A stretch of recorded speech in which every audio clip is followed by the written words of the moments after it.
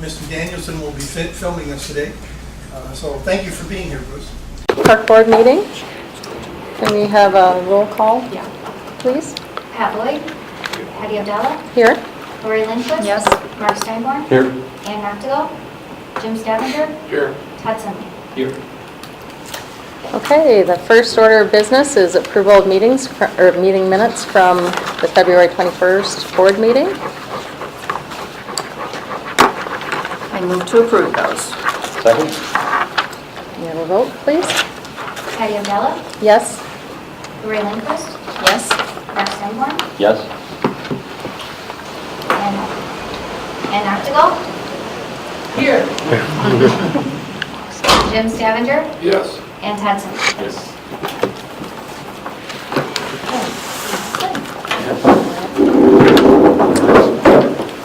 We've reached the public input portion of our meeting. So if you could introduce yourself and just say what agenda item you're here for, we would appreciate that. And if you're here for a particular agenda item, if you could hold your input until we reach that item on the agenda.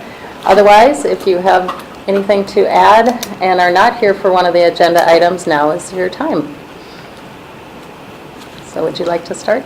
I'm Coralie Jorgensen, and I am here on your agenda. I'm with the First Tee of South Dakota. Okay. Dan Simon with Great Plains Zoo. I was interested in the park board proceedings, but CIP today. Okay, great. All right, report of the standing committees, marketing and public needs. Everything we discussed is on the agenda today. Okay. Park system planning and development. We discussed the super pass in addition to the items that are on the agenda today. Partnerships and recreation. Same as what you just shared. Okay. All right. We don't have any unfinished business, so we'll jump right into the new business. We'd like to start off with our CIP for the 2018 to 2022, and I think Tori's going to kick that off for us. Great, thank you. And Mike's going to jump in too. Just wanted to thank you in advance with the work that the park board has put in the February and March meetings to kind of get to where we are today. Basically what we did was we put together a presentation going over the park board priorities that have been discussed for the 2018 to 22 plan, and then also just kind of work through those priorities and show how the proposed plan meets the priorities and addresses the priorities of the board. So with that, first slide we put together, and stand up to the first slide that we put together. We always show this slide. We just want to basically show that when we look at projects in the CIP, we don't just try to favor one side of the city or anything like that. And basically what the dots on the graph show is that those are all projects that are in the CIP. So you can see that there's a scattering all throughout all districts of the city. We basically work on condition and things like that, and not just focusing on one area or another within the city. The other thing to note too is that our cyclic program locations aren't shown. That would add another 46 dots on that screen, and it would just further show even a wider scattering of dots there. The cyclic programs, just for everybody's information, so that so everybody's on the same page. Those are kind of the backbone of what we do for the CIP as far as maintaining what we have, and those are bike trail reconstruction, playground replacement, play court improvements, picnic shelter improvements, and park roads and lawns. Oh, can you go back one second? Oh, yeah, can you point out on that map, it said that we had 5, I think I saw somewhere that was 5 new neighborhood parks plans. Can you point out where on the map those neighborhood parks would be? I can roughly try to do it off the top of my head. Okay, all right. We have one over here. This is the new Sioux Falls Parks school site. There is a middle school out there now. We do have the ground purchased, but we're waiting until the elementary comes. There's also I believe it's, where's the Brandon? This is a Brandon site right here. That's the one at 41st and it's just past Highway 100. Okay. Sparta? And that's basically a park school site as well. We do have that land purchased too, but there hasn't been any development. That'll also be a fire station site. Then the other one would be, I believe it's here with Fred Assam Elementary. We do have the flat open green space there, and we have put a playground in, but we haven't done the secondary development. Judy Estates, that's down, I believe it's item 32. That one is a conservation easement for part of the park, and then the other side is just flat open right now. Trying to think of the fifth one. I believe.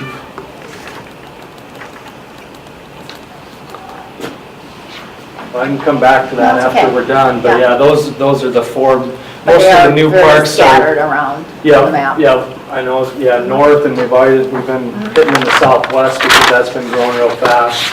Of course, the southeast as well, and then that development up there with Willow Rock. Sorry. Yeah. The 68th and Bonson, say, is that the other one, the fifth one? Yeah. Oh, yeah, 68th and Monson right there. Okay.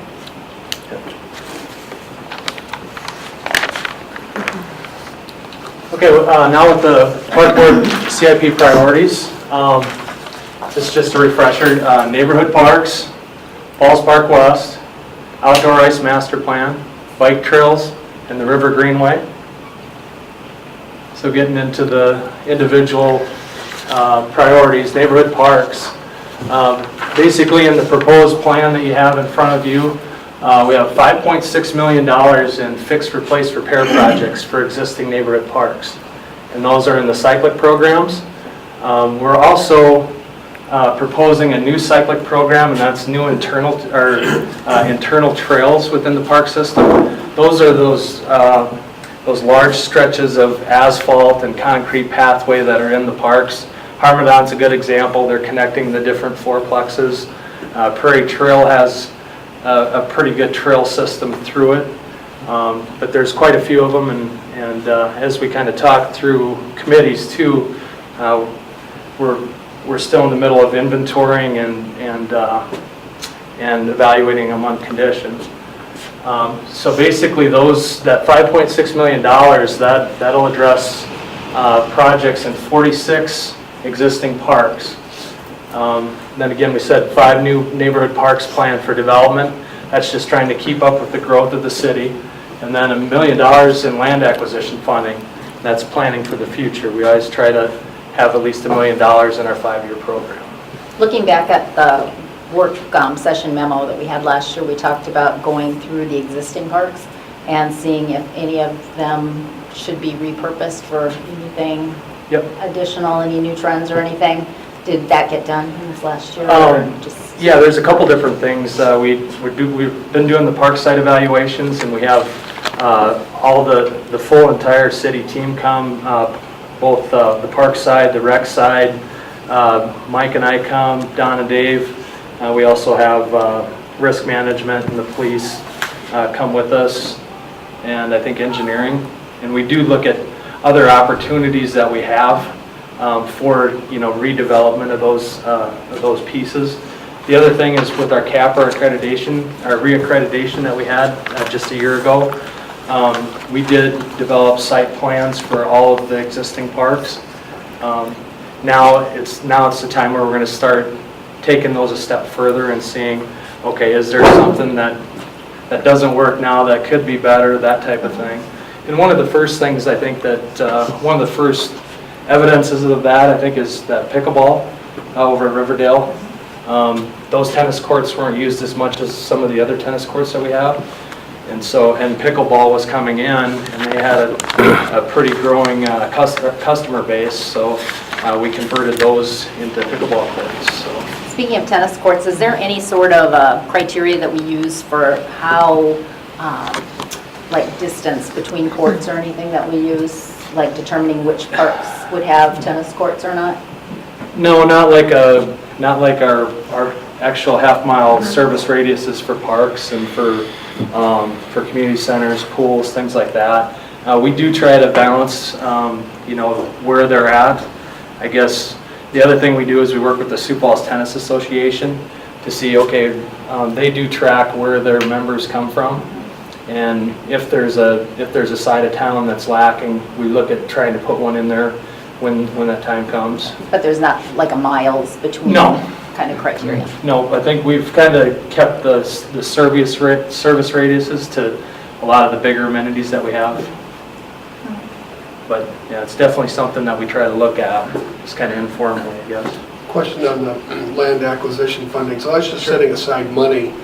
It's not so much that we've identified specific parts of the city or geography at this point in time, correct? Correct. Yeah. We do work with planning, and we do have in their growth models for the city. We do have some of the developments that will be neighborhoods, and we have just a space put in there, but we haven't by any means talked to the landowner, have an agreement in place, that type of thing. It's opportune acquisitions for one, and then two, when we start seeing some house tops and things like that, we try to get out there. What's the average age when a park gets a cyclic program and gets redone? Depends which program you're looking at. The playgrounds, we try to get them every 20 years. And that's just based on condition, and then also, just playability factor, and then also meeting the new guidelines that come out. All of them are grandfathered in, of course, but we like to stay on top of that. I would say park roads and lots, you're probably looking in that 25 to 35 year range, depending on the usage it gets and drainage, that type of thing. Play courts, I couldn't tell you exactly how old a lot of those asphalt courts are, but we did fall behind on that, and I think just there's a higher level of expectation with those courts. Before, it was okay to go ahead and play basketball with cracks running in the court, as long as you're not tripping, things like that. Well, I think now that we switched to concrete, all of them that are asphalt and have cracks, they get brought up pretty fast. But I would say probably, again, in that probably 20 to 30 year range. Makes sense?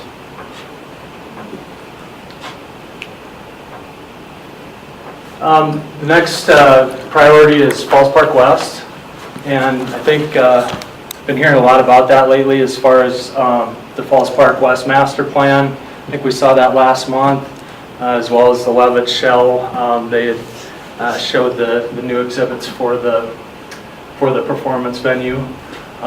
Basically, the preliminary design is complete, and that's why you saw the master plan revision last month. Phase 1 design is currently going on, and it will take place throughout 2017. I'll be ready for bids in January and jumping into construction as fast as we can in 2018 in the spring. And then some of that construction will probably carry over into 2019, looking for Levitt performances probably in midsummer of 2019. Did I say that correct? That's right Yeah. on, as Mike? far as the construction design schedule is concerned. I don't know if anybody has any questions about the budget or any of the individual features of that project, but you can certainly answer.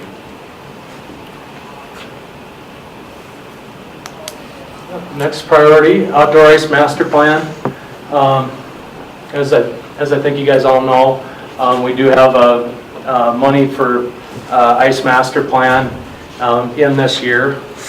Mike's been talking to some local and some national consultants to help us with that, and I think they found a really good team to lead that. That'll be kicking off probably later in the spring, first part of the summer, and we'll definitely be giving you updates as we do that. Basically, the goals of that master plan: better service, You know, some of the ice that we get out there is shabby, and we can't keep it when we can't keep the ice when it gets warm, that type of thing. More efficient. Our guys are out there killing themselves trying to flood the rinks at night, only to see a couple 60-degree days in a row, and then they lose some of it.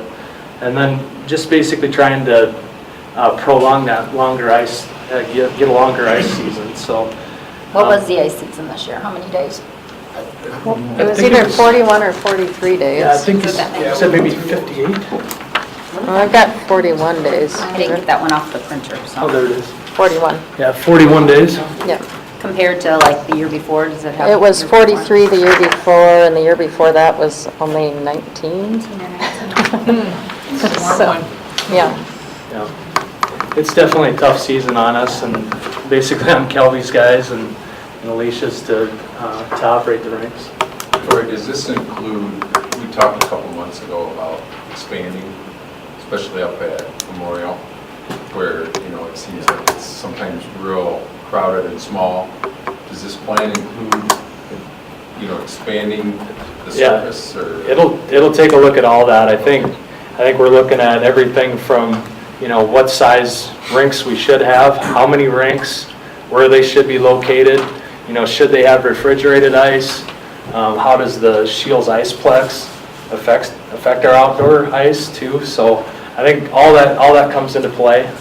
And, you know, what can we afford to keep open? All those come into play. I know there's one of the consultants on the team will actually look at the business model and on that piece too. So we know that basically once we get this master plan done, then we can actually build it and we can keep it running and not just leave a couple closed because it just doesn't work with the budget we have. How do you track the traffic? Do they, like when they come, do they, how do you know how many people? What we do is anybody that would rent skates, we keep track of that for revenue purposes, and then anybody else that's there that rents their own skates, we do clip them in. Okay, that so we keep there is track. a tally. Okay. It's just And not, we do it hourly. okay. Have we been getting open skate numbers from Shields Iceplex too? Do we have any idea what they have? Yeah. I know they're full. Same. Yeah, they're real busy, and especially when typically when the outdoor ice is bad, they're really busy. But when our ice is good, typically they're not as busy, Because obviously. people still like the outdoor skate Yeah, experience. right. But we can get that information to you. We just had a meeting with them and can provide that to you. How many open I'm skaters sure we'll they have. probably hear it through the Yeah. report when Yep. they do the Yeah. master plan. Yeah, and I just might add that, you know, we have, the other thing that's driving this, and it's kind of like our pools, you know, at Spelleberg and some of the other older aging facilities, is that we've got warming houses that are aging, and they've been around for, you know, 3 or 4 decades, and they're in a condition where do you really reinvest in those, or do you try to reinvent how we provide ice skating to the community? And we're just taking a whole new look at it. And does it make sense to invest in those existing ones? Does it make sense to relocate them? Do refrigerated, not refrigerated?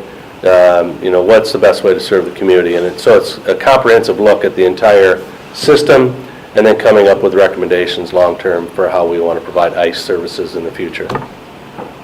And Memorial's been the only one that we've added in the last however many Yeah. years and years. And that one is probably, what, 15 years old probably by now? Yeah, just not do anymore, but. Yeah. Just the warming house. Yeah, it's our most modern facility, that's for sure. Was the concrete pad always there? No, the rink we added, what, 5, 6, 7 years ago probably? That's what I was thinking. That was new. So Tori, we've got an aquatics master plan, and we've got an ice master plan. Are there other, or what others activities or sports or venues do we have master plans on, or should we have that we don't? Does that make, Well, I guess, because I'm thinking like, Yeah. Lorraine mentioned tennis. It's like, okay, so I got what you said on that, but is that a big enough item that, I mean, how many of these master plans do we have that we should keep fresh? I think that's a good question. I think one big thing is we do have with a lot of the activities and stuff, it wraps into the recreational needs assessment. And that kind of gives us a basis as far as, what type of activity, whether it's tennis or pickleball or whatever, what are we missing? What do we need more of? And then we kind of look there. I think what generates the first part of the master plan, I think would be, capital intense development. And that kind of... Like more ball fields or something? Yeah, If that's, yeah. I'm not saying that's one of them, but Yeah. it would be something like that. Yeah, and I think, just to add to what Tori has already said, is that there are a couple other benchmarks that we look. There are industry standards on a per capita basis on number of tennis courts, number of swimming pools, number of indoor pools, basketball courts, softball fields, baseball fields, and so it's on a per 10,000 capita basis. And so that's one piece that we use. Alicia and her team are all constantly tracking, enrollment numbers in the public school system, the growth of the community, how does that factor in? Actually, Alicia and Mike, I believe, are working with Augustana and their sports marketing department to come up with their own assessment and their own research project to identify future facility needs for sports that we have in our community, and so they're helping us with that. That actually gave us kind of a progress report the other day, so that'll be really helpful, I think. And so there's a lot of different factors and that go into that, but I Will we think see that report at some point? absolutely. It'll be Yep. done in mid-May, and they will give a presentation. Okay. Yep.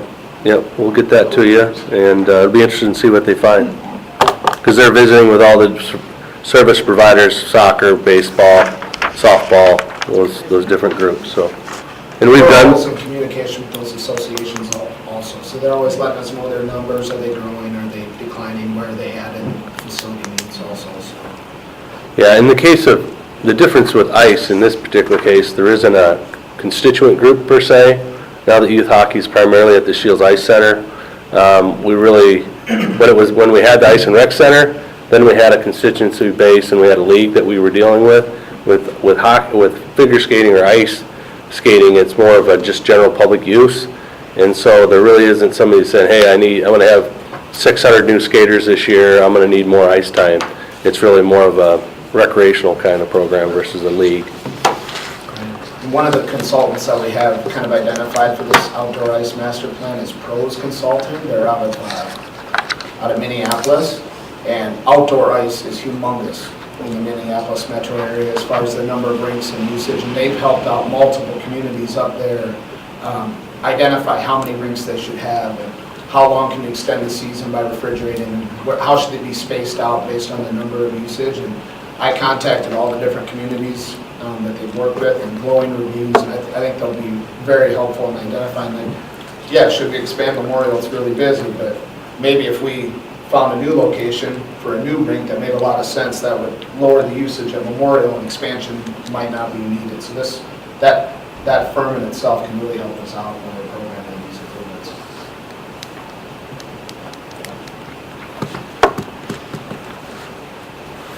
Next priority is bike trails.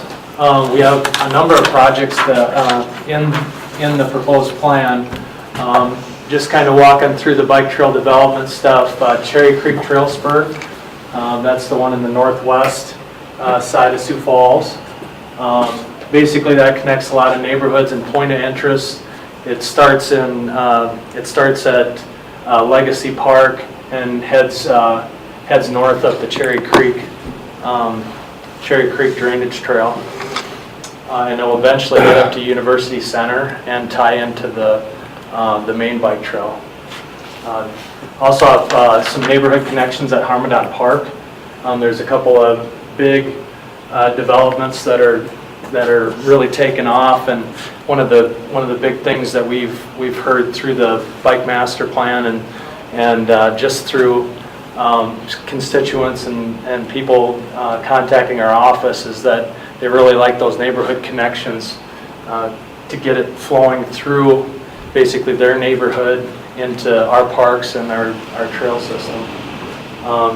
Rotary Park, I think we talked a little bit about it when we were talking about the mitigation plan for 26th Street and Southeastern.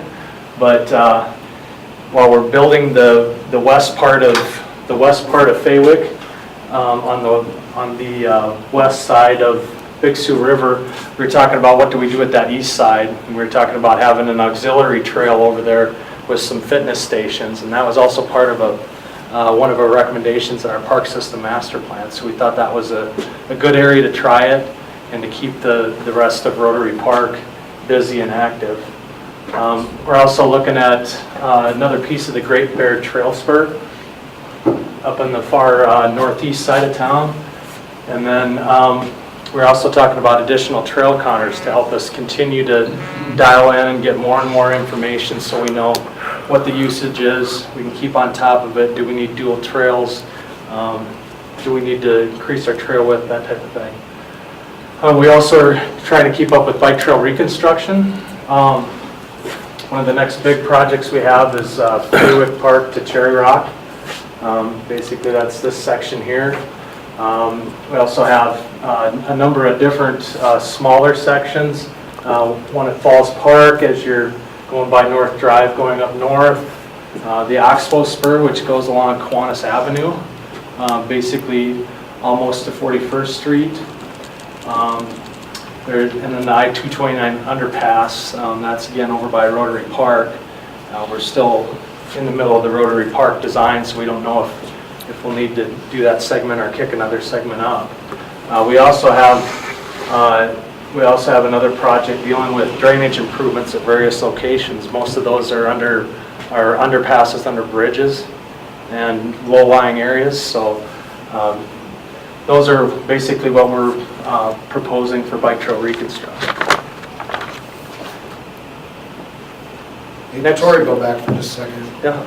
I might just point out on that map, similar to the distribution of projects throughout the city, you can also see that's a pretty good distribution of where the different trails are programmed, both reconstruct and new ones.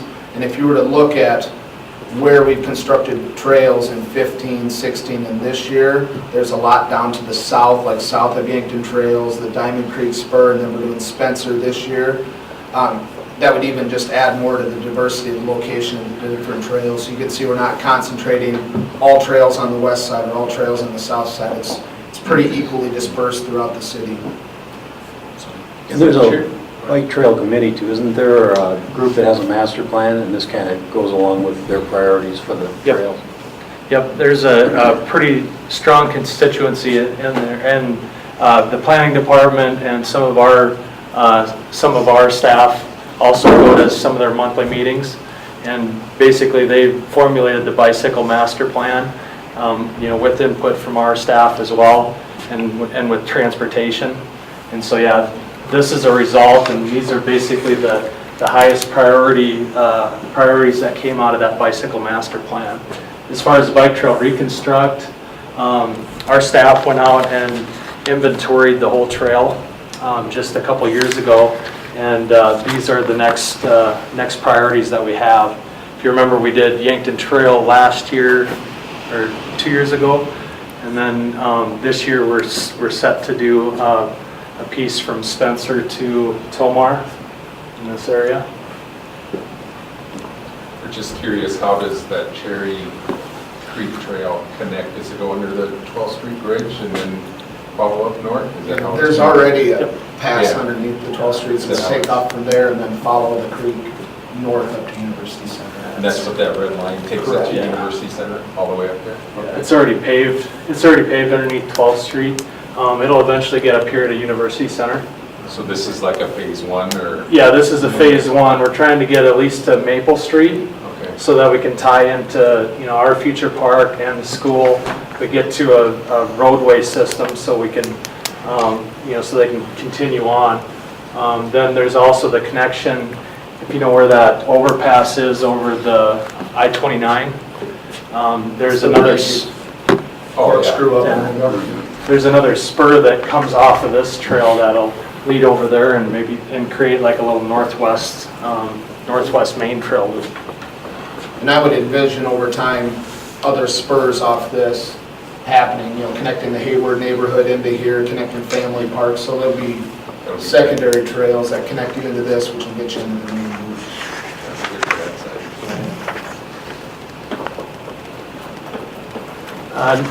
Next priority is greenway development. Basically, we have funding in there for preliminary planning. We did move that up to 2018 after we had some of our discussions in committee. We want to have that design money ready in case a private redevelopment does happen, and if they're willing and able to work with us, we can start planning to make sure that our improvements tie in with their improvements and become part of the, and fall in line with the Greenway Master Plan to continue that downtown River Greenway stretch. We don't have a phase 3 location yet. We're just waiting for that private redevelopment to happen.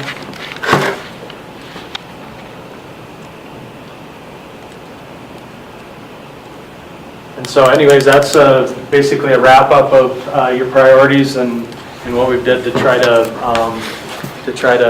address those in the proposed plan. Next steps, just so everybody knows the schedule going forward. Today we're looking for approval for the park board recommended 2018 to 22 plan. We would send that then to the mayor and finance. They will review that in May through July, and then the mayor will present his proposed CIP to the city council in August. And then they'll start reviewing their capital program. City council budget work sessions with the departments will happen in September. September 19th will be the public hearing on the capital program. And then probably the meeting afterwards, they will adopt the 2018 budget. So with that, if there's any questions or comments or suggestions, anything? Excellent work. I have one comment in regards to the outdoor ice priority. I know that we are doing the master plan this year, but we don't have money in the budget for several years for anything that's to come out of that. So I'd like to see, I know we don't know what the recommendations will be, but I'd like to see some design money in 2018.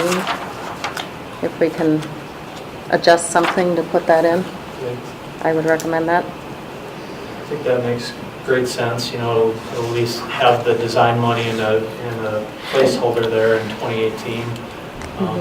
We can put that in as part of the approved plan. If that's the motion that you want to make. Okay, I would recommend that. Anybody else have any feedback or comments? Yeah, I agree, because the next thing we have regarding outdoor ice is the $91,000 that's in 2021 for Sherman Rink replacement. Would something like a $50,000, something like that, I think that would be a good start to a good sized project, knowing that, you know, it'll probably include something, either a replacement of a warming house or refrigerated ice. That works. I think that would be great.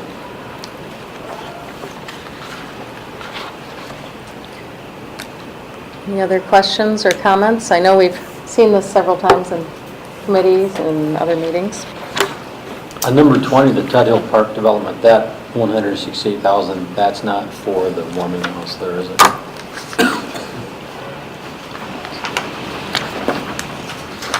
No, that's replacement for a water main. Right. Yeah, that's just a utility upgrade there.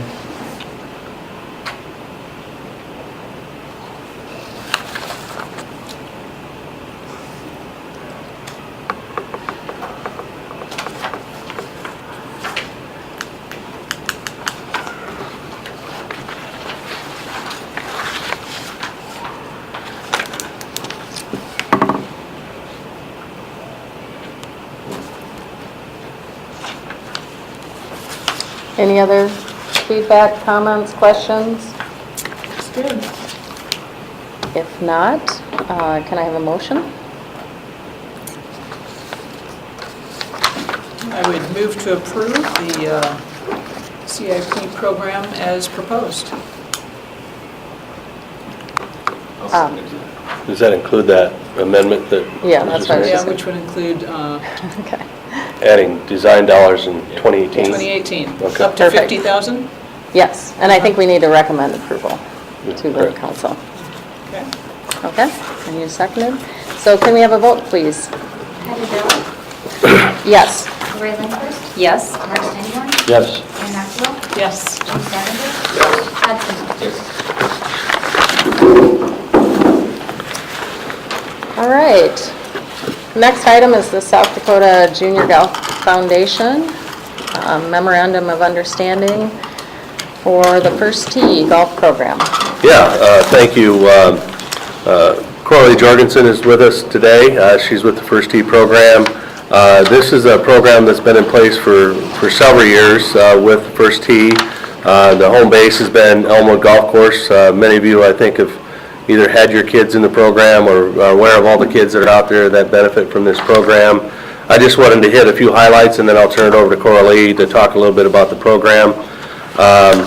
This would provide another 5-year agreement with a 5-year option to renew. And essentially what this does, it provides access to our 3 city golf courses for them to be able to conduct the program. And I think this is another great example of our public-private partnerships like we have with SEBA and Dakota Alliance Soccer, where we're primarily providing the facility, and then a third party is actually providing the programming and providing the equipment and the instructions, and they have their own set of sponsors. And it's really been a great public-private partnership with First Tee. And so with that, I just turn it over to Coralie and tell you a little bit about the program, because I think it's been a while since this has been before the board. Thank you, and thanks for the last 10 years that we've been able to use the public golf courses here in Sioux Falls. The First Tee is basically, in a nutshell, we use golf as our vehicle to teach 9 core values and 9 healthy habits. And we're trying to teach the game of a lifetime. And a basic class for a beginner who's anywhere from 7 to 17, doesn't matter what their age is, but that's the core ages of our groups. Every lesson, there's golf skills, but there's also going to be a life skill and a core value. So for example, we get started and we're going to work on chipping and putting today, but our life skill is respect. So in the course of teaching them how to putt, how to chip, we're going to be talking about what the word respect means. And they don't even know that it's happening, but they are listening, they hear it. So we would be basically teaching them how to respect themselves. So, Mark, did you brush your teeth this morning? You know, that sort of thing, because you might be meeting them at 8 o'clock in the morning. And, you know, how else can you respect yourself? You know, let's see some examples. And by the way, they're putting, they're swinging and chipping, whatever they're doing. And then we'll teach them how to maybe respect others. So on the golf course, how can you respect Ann's putting? How can you, Billy over here, how can you respect her when she's putting? So they'll give you examples. And then finally we would teach them how to respect the golf course. How can you do that? Did you throw away your wrapper over there and throw it on the ground, you know, that sort of thing, or replacing a divot or repairing a ball mark, things like that. That's just an example. But here in Sioux Falls, we do start them at the age of 4 to 7-year-olds. We call them the Little Duffers, and it's a little program. We'll have 400 kids that'll go through this program, and it's good. It's kind of the introductory to golf. And a lot of fun. That's what we primarily utilize the junior holes for out at Elmwood. And then by the time they're 7, now they're into what is called a player group, and it's a tiered learning. It takes about 2 years per individual to get through a class. And finally they end up at ACE, and we've only had 1 ACE student. It is very hard to get that far, but he's now going to college down in Florida on a full ride, and that's the beauty of the First Tee, is the opportunities these kids get. Again, one of our big opportunities is once the kids have, we ask them to volunteer their time, be it at church, be it at school, be it with the First Tee or some other agency. If they get good grades, if they get their handicaps down, their opportunities are all the way from going to a tournament in the East Coast to playing Pebble Beach in a Champions Tour event. First tee, we are not only just at summer programming at golf courses, but we're also in youth agencies, be it here in Sioux Falls, the Salvation Army, and we're also in about 65 elementary schools where this same type of a program is happening and is taught by the PE teachers. So, but our MOU is basically for the use of the city facilities that have been spectacular. The junior holes will be back into play this year, so we're looking forward to that. Questions on the first tee? How many kids do you serve each year, and have you served over? Around 700. 700? We've had, our most was just over 900 one year. But when I talk about those little duffers, that's more than half of them. Wow. Yeah. Well, All right. I would just add too that in the 10 years we've been working with the First Tee, I've heard nothing but positive about the program. I've had an opportunity to have my kids in the program, and it's just been a tremendous program for the city. And you know, even before the First Tee came around, there was a collaboration with Dakota Golf to offer some youth instruction and to try to get people interested in golf and the lifelong sport that it is. But you know, I believe that First Tee has just taken it to a whole nother level, and it's just been a phenomenal facility and a program for our community, and it fits in well with the time of the day that it's offered, and it's just a great use of our city courses, I think. So. Questions? What's the cost of the program? Anywhere from $65 up to $120. And it's basically a 9-week program. We start right as school is out, and we go right until school fires up again. They meet weekly, or if they're in a playing group, do they go out more often, or? Yes and no. So as the kids get older and progress through the tiers, they do have some playing requirements, and even the short course can be utilized for that. A lot of kids do go out to Keene Park and play there. I even, as working with the kids, I am required to go out and play with them besides. And so we'll utilize any of the golf courses. And a lot of the kids are members at some of the private clubs, so we can go there and play. And we do have what we call a purposeful practice for the kids out at Elmwood on Wednesday mornings. So that's an addition. So let's say your little child is having a hard time putting, they come home and tell you that. We ask them then to come on Wednesdays also to get special instruction on that area where they need help. But then yes, we do have some playing requirements, but they can play anywhere. Okay. And you're separate from Dakota Golf, correct? We are. You're not affiliated with them whatsoever? No, we're not, except for the fact that we get to utilize and have utilized the facilities. Now, we do hire the golf pros, and they do teach some of our older kids, some of the classes. So they're independent contractors with us. Tom he is a recognized coach in the eyes of the First Tee, as well as Danny Singson is very close to being a recognized master coach. His wife Kelly Singson, who is my one and only employee, she is a master coach.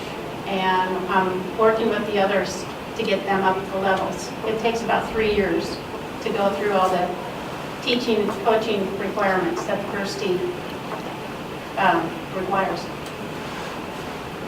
So this agreement is different than Dakota Golf. What is Yeah, this? they're not party to this agreement. This is just strictly the use of the facilities? Of the city Correct. courses. Yep. And if you look at the exhibit, it shows the 3 courses, the Elmwood, Keene Park, and Prairie Green. Because the First Tee program, we wanted to be partners with them through this MOU because the city's always going to be here. The city owns the courses, and so the agreement, it's actually an MOU, obviously, But the agreement is actually between us because golf course managers can change, and we didn't want to have any interruption in this agreement between the first tee and the city. And so regardless of who's managing our courses, whether it continues to be Tom or whether it's a new operator, this will be in place regardless of who that operator is. Good question.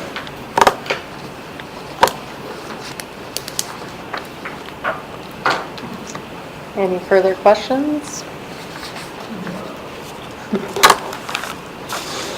Okay, Thank you. thank you. Thanks, Corley. Any other board discussion before we have a motion and vote? All right, do I have a motion? I move to approve the MOU with First Tee. Second. All right, let's have a vote. Pat Nadella, Yes. Lori Lindquist, Yes? Yes. Chris Steinborn, Yes. Ann October, Yes. Jim Stavenger, Yes. Todd Seid. Yes. Great. All right. Great timing. Tom, you are just in time. Maybe not the worst timing. Yes. Okay, next item is the Country Club of Sioux Falls course access. And Don, do you want to kick this off? Yeah, I'll just kick it off. I know Tom was approached by Tim Walton at the Country Club of Sioux Falls about course access during some construction, and Tom has really facilitated the whole discussion and kept the city of Sioux Falls, our finance team, and our legal team involved in kind of the general premise of what is being proposed to do here. We think it's a great opportunity. I'll let Tom tell you about it. Sure, okay, well, thanks. I hope I didn't. Nice to see you again. Grand entry. Perfect timing. Only 3 o'clock meeting I ever heard of. Just get on autopilot, I guess. The park board's 4 o'clock, so I apologize. But yes, the Country Club of Sioux Falls is undergoing a course closing renovation, or at least that's their intent. They'll know for sure here shortly when bids are received if they're going to do that. They're obviously looking for a place for their membership to play while the course is under renovation. And so, and they want to make it as seamless and easy for their membership as they can. And so they approached us and said, we're closing our course the end of this season, mid-August, after they have their big invitational event or pro-am, whatever the event is. They'll do the renovation this fall, and they intend to then open up by June 1st of next year. So it really falls nicely for us in kind of our, what I call our shoulder season, the spring and the fall, where we, golf can be a little bit iffy, and people tend to play most of their golf between the two holidays. And so basically, I said, well, on initial conversations, I said we'd be happy to entertain whatever you had. I said there's probably just the one major thing is that we have to make sure that you're paying a rate that's commensurate with what the general public can play. And obviously we have people that play, pay every time and pay what we call our rack rate, and we have people that buy a package of golf, a punch pass, so they can get various discounts based on how much they purchase. And we have pass holders who play a lot who, if you pencil it all out, are only paying maybe $5 or $6 or $7 a round. And I asked him to put what he thought was a fair proposal together, and based on how many rounds is also the other piece of information. He said that they would anticipate that their membership would normally play about 5,000 rounds in that period of time. And that seemed very reasonable to me based on my knowledge of rounds of golf in the area, so that was fine. And he also said that based on a $20 per round average, and then I thought that was also very commensurate with an average green fee that a punch pass per purchaser could achieve with buying a large punch pass. And he said, between rounds they just won't get played because they don't want, they want to play at their home course, and that's very natural. It's just kind of the membership mentality. And they will also have their short course open. So he says, I anticipate a lot of rounds will just get played on the short course. It's right there at the club. It seems to make a lot of sense. He had anticipated maybe a 50% play rate in that time, which would have equated to 2,500 rounds. And so his initial offer was $50,000, so 2,500 rounds at $20. We kind of felt like maybe that usage number was a little low, and so basically we countered with, we think that we need to protect our upside a little bit more than that in case we do get a lot of play, and so we came up with a $65,000 base figure for the kind of the rent of the course for their membership for that period of time. If for whatever reason, whether lack of play, it falls back down to his original estimate, then we're willing to go back down based on actually, tracking the rounds back down to that $50,000. We'll cap it at 65, and we also then put in a provision that in case the renovation doesn't go as planned, as some don't, grass and weather all being what they are, that if it extended past the June 1st date, that then they would have to pay $20 per round for every round after that. And so basically, like I said, I think and we've run this by our golf advisory board and clubs, and it just falls in that period of time where we don't have a lot of leagues. Play, falls off for both our members and theirs. Just felt like it was a very, very good fit and a good revenue producer for us without adversely affecting our membership or being unfair to anybody. And so they have to pay for all other carts, range, food and beverage obviously are all ancillary revenues that we'll get. So we anticipate obviously even more revenue than the $65,000 just for the access to the course. That's in a nutshell. My understanding is that your golf advisory board approved of this? Yes. I had a question on item 3D that I may have read this wrong, but the payment can be reduced by or to. It says reduced by $20 a round. Should that? Yeah, it's already, it's at $20 a round is what they're using as the calculation, and so, Yeah, it's probably a syntax issue there that I think is rectified by the resulting in the minimum payment of $50,000 with the parentheses being $20 per round times $2,500 a round. So I think that's... When I read that, it's like, because what's around $28 or $30 a round or whatever normal?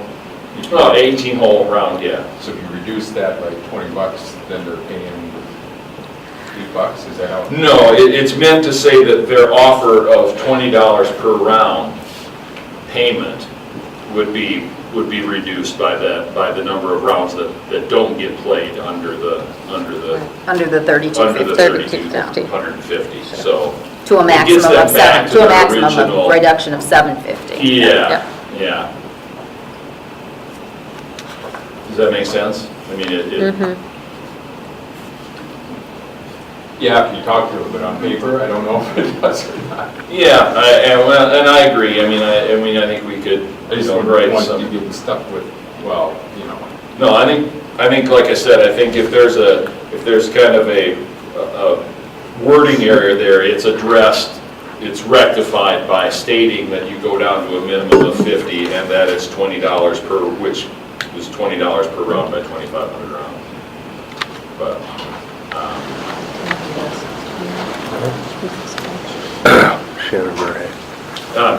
If you feel like it needs to be amended or addressed, and certainly I don't think they'll have any problem with it. I mean, we understand it in principle, so. Is this going to be kept separate then on the budget, so you'll know exactly payments and stuff? Will this get blended into all your other fees and stuff, or are you going to keep this kind of separate so we kind of know that it gets tracked? Yeah, I guess that's a good question. I don't know. It says that in, under general provisions, F, that DGM will provide a monthly report of rounds played for each month that the courses are open during the agreement. Oh, but it doesn't say, yeah. I would like that to see that it's just not, a monthly report of rounds, not just played, but specifically. played under this agreement. I guess I would want to see it say that. Okay. And that way, if there was any questions, we could track it back and go, okay, now this was the original agreement, Yeah. this is kind of what. Because you already provide us a report of rounds played. Well, not necessarily. I suppose you see that. We see dollars, we don't see number of Well, rounds. as I envisioned it, Tom, there's going to be a reconciliation of the rounds played versus round anticipated, and that there's going to be a true-up being the 2,500 and the 3,250. In the section 2.3F, it says all reconciliation of any rebate or extra rounds will be done whenever the course opens and access ends. So there'll be a reckoning there at that point in time that we either played more or less than this agreed upon 65,000, and we would do it. But as far as I hadn't considered how it would show up in particular in our financials. Oh, I don't think we need to necessarily see it in the financial. Yeah. Yeah, because But no, financials is just going to be the. to produce a monthly report that Yeah. would be, rounds played, where's this, compared to where we thought it was, and then obviously when the day of reckoning comes in June of 2018, whoever's here will produce a final report on usage, and That's more what I was recommending, I guess, at the end. Yes. So is there any desire on the board's part to change anything in the agreement, or, I believe that's the spirit of what we're Yeah. planning to do, but. It's a one-time thing, so. I guess. Tom, can you maybe just answer the question, will there be a separate tracking of all the rounds and as it relates to this agreement? Yes, that you could produce? our system is very sophisticated in how it tracks. So we'll get that membership list, they'll have a card, they'll check in just like any other person, and we'll just, be able to produce in a second a report of pass type, CCSF, whatever we call it, and it'll tell us exactly how many rounds of golf they've played, for any. Is it sophisticated enough to tell us what your additional, like cart revenue and things like that is on them or not? For the most part, yeah. Food and beverage, no. No. But yeah, generally the cart gets rung up under the pass holder's name. Sometimes it doesn't. Somebody else might pay for it. But I mean, as a general rule of thumb, yeah, it would indicate, certainly with carts, how much extra cart revenue we had. Range balls and little purchases we don't necessarily bring up by person. But the other nice thing you do have, Tom, correct me if I'm wrong, but you also have a dollar spent on ancillary revenues per round, and there's some of those metrics that you already have based on historical data at the courses, based on how much use you get. And yeah, exactly. We know that in general we get $8 a round for cars and $5 for food and beverage and $3 for range, so we can extrapolate. They're probably going to be at least as likely to spend that as the general public. So. And the other reason to separate that is at the end, because we're seeing a lift, I think, already in passes and stuff, people coming back. So when we get to the end of the year, and you're going to go, well, was it due to that, or was it due to this traffic, or you're going to be able to know. Yeah. So that's another reason, I think, to separate it out. Yeah, I'm happy and willing to provide whatever information the city and park board wants. I think it won't be an issue. good questions. All right. Thank you, Tom. Any further discussion? And I do have 2 signed copies from the country club with me, so they've already signed. I mean, they've agreed to it, they asked others to. Okay. Any further discussion, or do I have a motion? Move to approve the agreement between Dakota Golf and Country Club of Sioux Falls. Second. Can we have a roll call, please? Patty Bella, Yes. Lorraine Lindquist. Yes. Mark Steinborn. Yes. Ann Knoxville. Yes. Steve Stavanger. Need to abstain? Todd Sunday. Yes. Okay. Thank you, Tom. Thanks, Tom. Thanks. All right, that brings us to the Van Epps master plan, and I'll turn it over to Mike.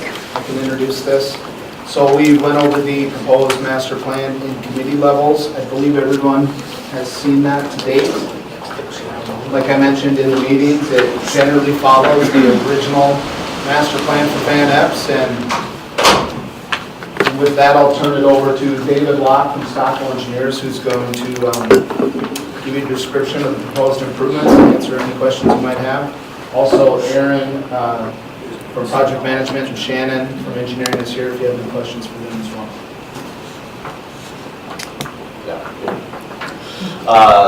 Like I said, my name is David Locke. I'm a landscape architect with Stockwell Engineers. We worked on the master plan for Van Epps Park and also the design around the city administration building in regards to tying those two spaces together and tying Van Epps better with Dakota Avenue, and the high visibility on Minnesota is wonderful. And so there are a few tweaks, changes to the master plan, as Mike stated. All the same elements are still there. The walking paths will be centrally located now around kind of an elliptical shape around the edge of the park with a center turf space in the middle. That turf space will be designed to be flat and usable in terms of throwing a football or frisbee or any other type of activities that could happen in the park. That'll be bisected by a main sidewalk that'll connect from Dakota Avenue along the north side of the city administration building and directly connect into Minnesota Avenue. At Minnesota, it'll be steps up to grade, up to the Minnesota sidewalk, but we will have ADA access to Minnesota along the north sidewalk on the north edge of the park. That will be the ADA accessible sidewalk to the oval to Van Epps Park, and the sidewalk will be ADA accessible along the north side of the city administration building to Dakota Avenue. There will be one ADA accessible designated spot on Dakota Avenue, which will be able to be utilized for the park. In terms of the park in general, some of the amenities it'll have some benches around the edges for seating and viewing. Landscaping, trees. We're proposing utilizing a double row of canopy trees along Minnesota Avenue. And then a picnic shelter, drinking fountains, and lighting.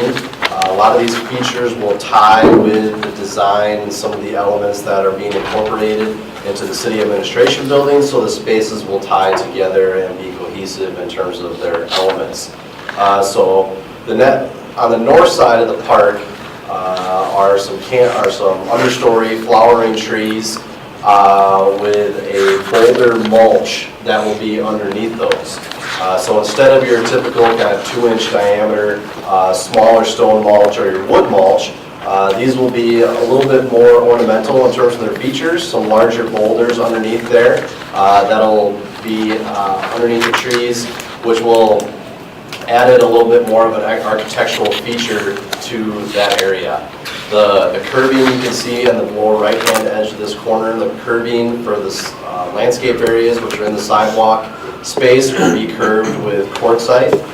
So that'll allow the separation of the landscaping from the sidewalk a little bit easier for maintenance and plowing of snow and that sort of thing. The next image, the page that you guys got, looks at the signage for Van Epps Park. Because of its high visibility along Minnesota Avenue in terms of tying with some of the signage from City Administration Building, we've designed a sign that ties a little bit more with this area. So it'll be a quartzite base sign with metal panels that wrap around the sign with the Van Epps Park inscription on it and the City of Sioux Falls Parks and Recreation Department underneath it. There is a little bit of a gentle slope from Minnesota down to Van Epps Park there, so you can see that in that section, but it's not anything, it'll still be easily maintained from a mowing standpoint.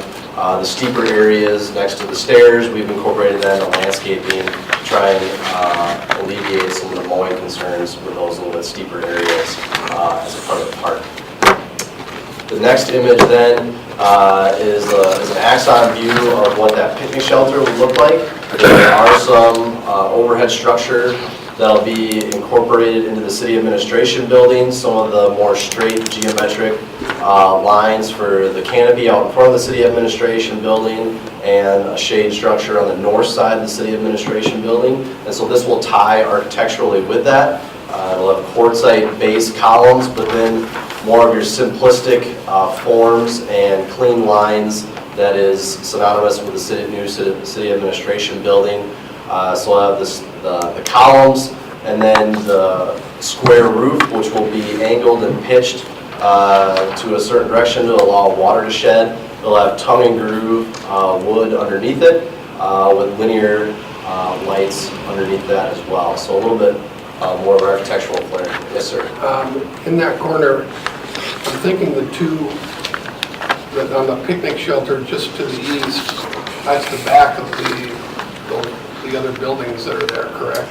Yes. So can you talk a little bit about why the picnic shelter is there? Because that would seem to be, if you're sitting there, it would seem to be looking at an alleyway and two office buildings on one side as opposed to maybe a different location in the park. Well, we looked at it being on that north side of the park just because... well, the people are going to come from...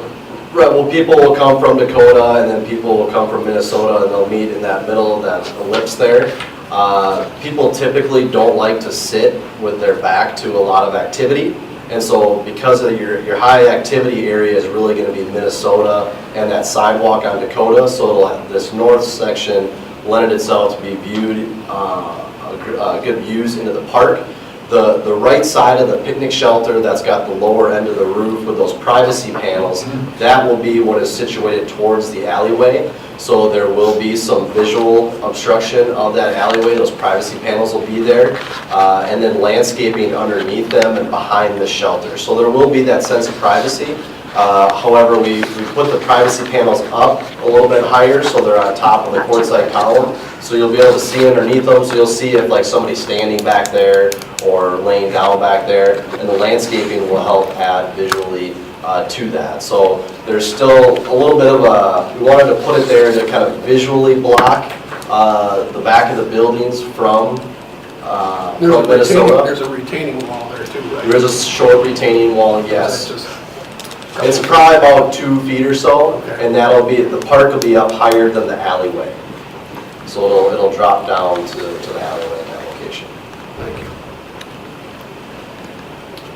And so that's kind of the last element in regards to the park. This might go back up to the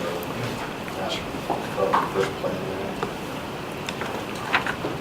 On the north side of the park where the ADA accessible sidewalk comes into the ellipse, that'll be a location for an architectural feature, whether that's People's Choice sculpture that goes in the middle of that landscape area. That's an option for that space, or it could be at this point.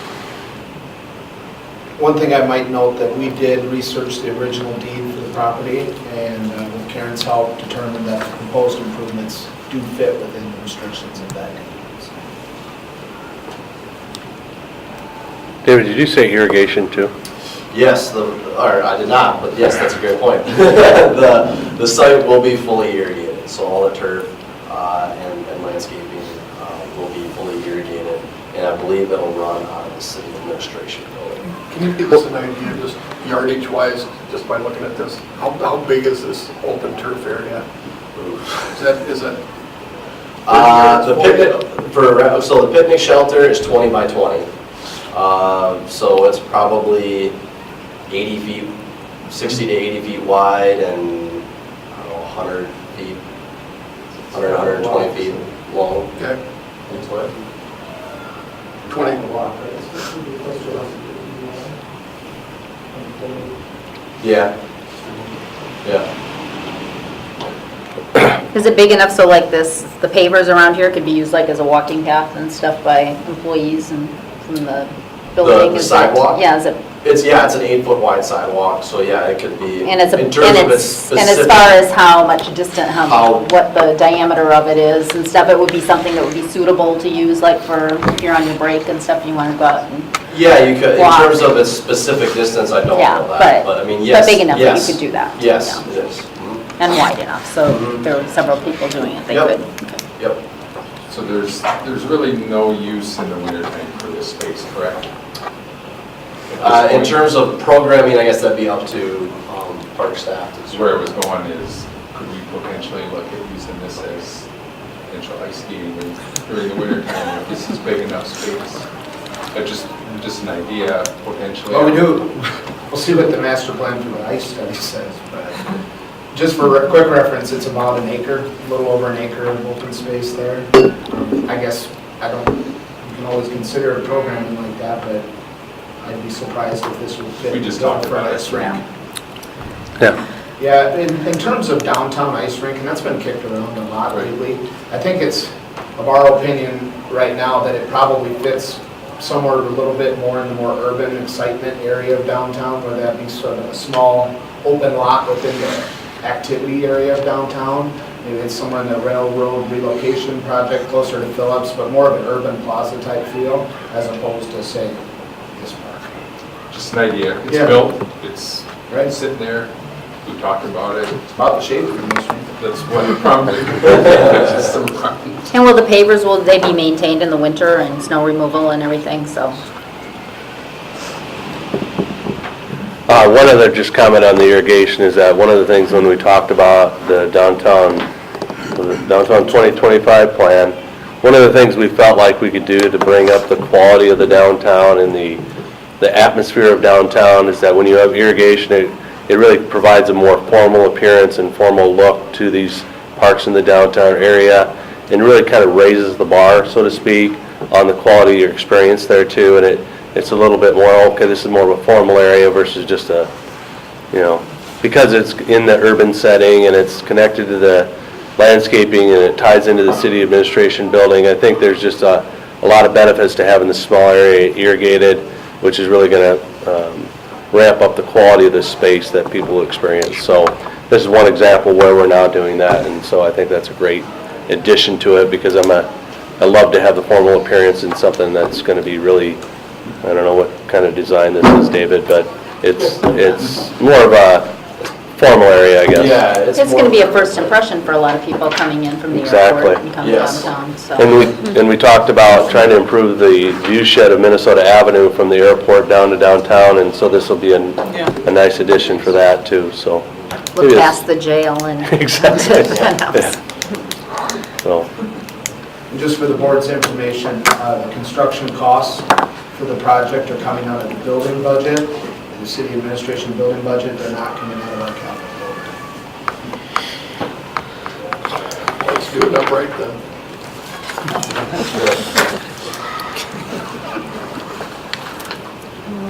Any other questions?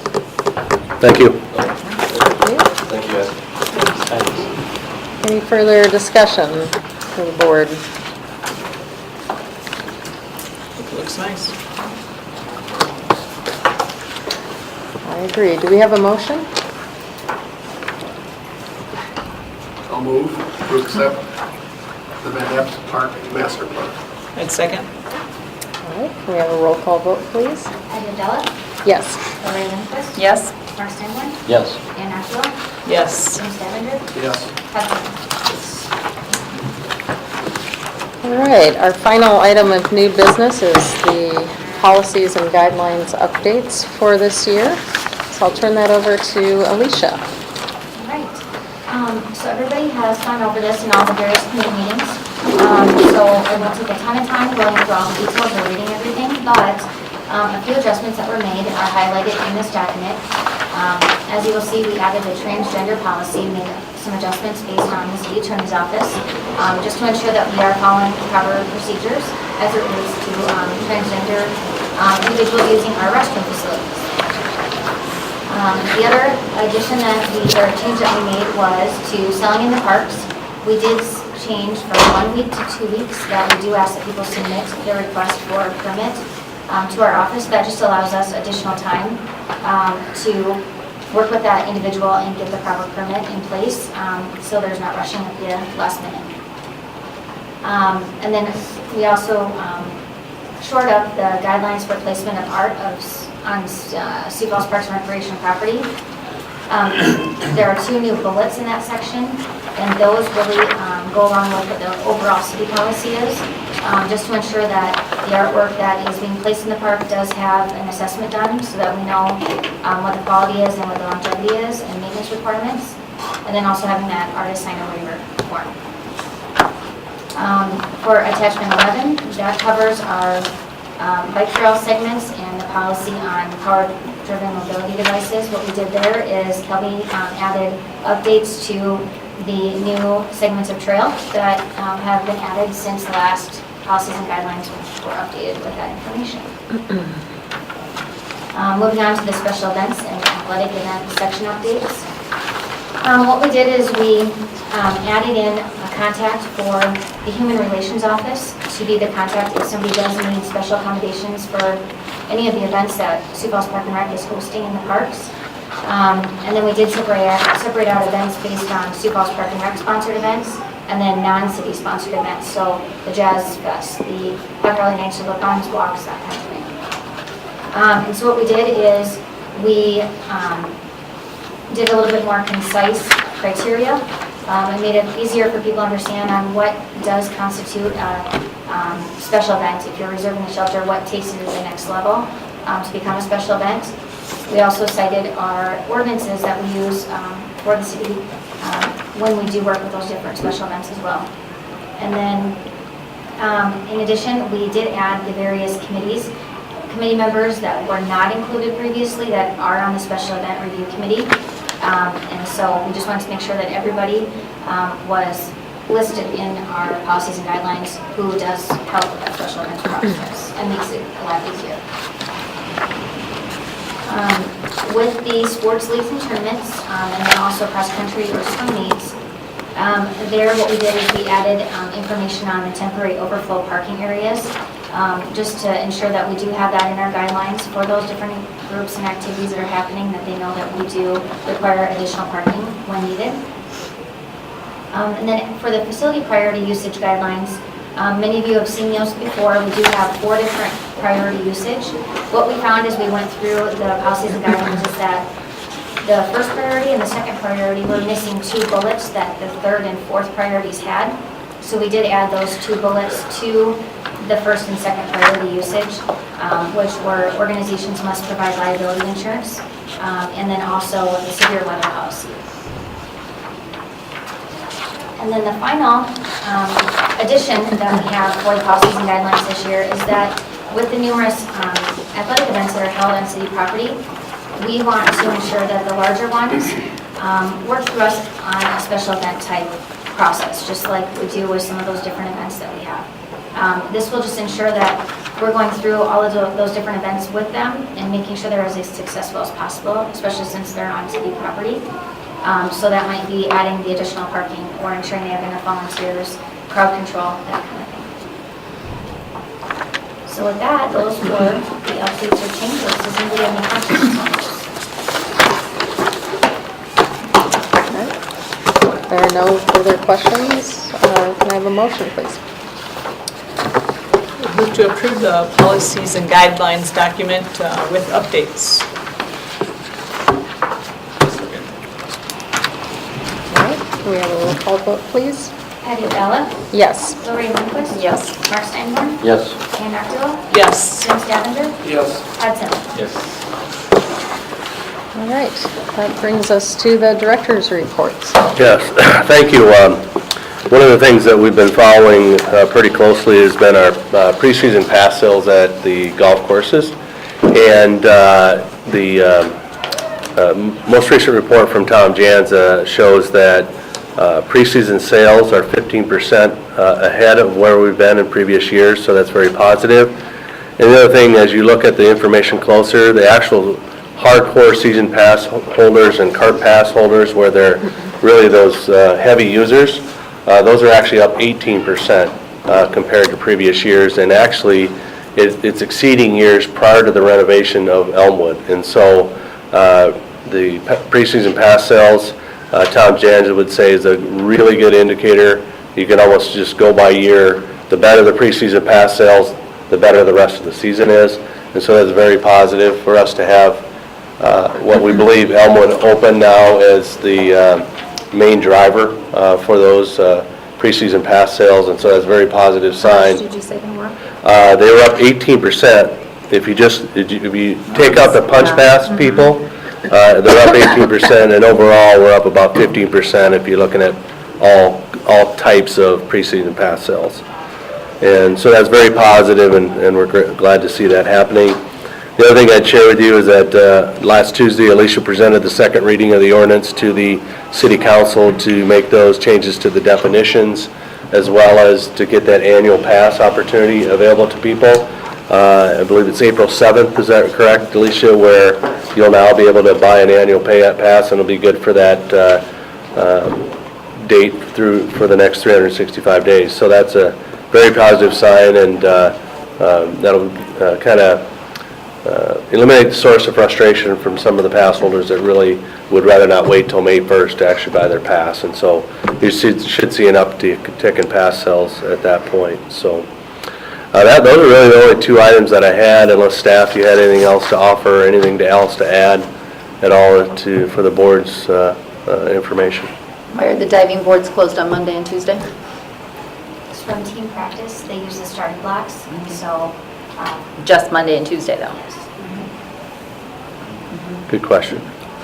I keep getting questions on if the lanes will ever be open for swimming. This summer, we can figure the pool set up so that we'll have on-course swimming available, and then they'll be looking at that for the future too. Have we seen any financial operating statements at all regarding the aquatic center? We're getting closer to having some of that information that, is a little more representative of what we think the operations, both revenue and expense side, will be. And as we've talked with finance, we'd like to have a little bit more time under our belt before we'll be able to provide some meaningful information there. But I would tell you that everything so far seems to be aligning with that $500,000 operating support that the city would provide to operate this facility. Attendance has been strong, pass sales have been strong, and by all accounts, the expenses are tracking with where we kind of thought they would, but we'd just like a little more time before we do that. So.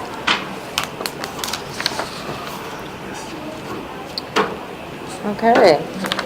There weren't any items added after the agenda deadline or communications to the board. Any open board discussion?